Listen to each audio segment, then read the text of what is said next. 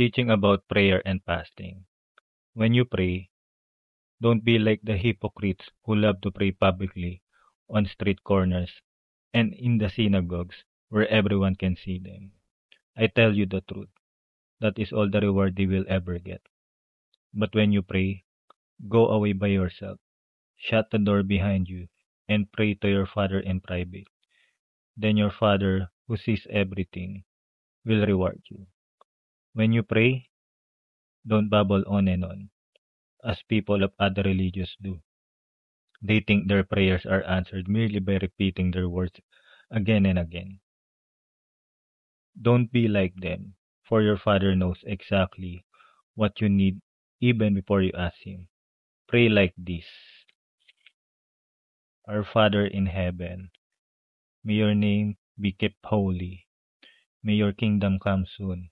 May your will be done on earth as it is in heaven.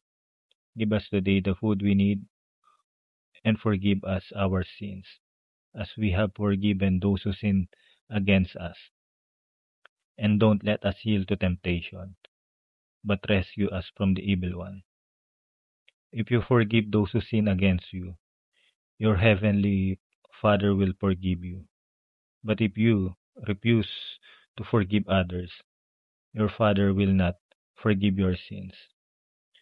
And when you fast, don't make it obvious, as the hypocrites do, for they try to look miserable and disheveled so people will admire them for their fasting.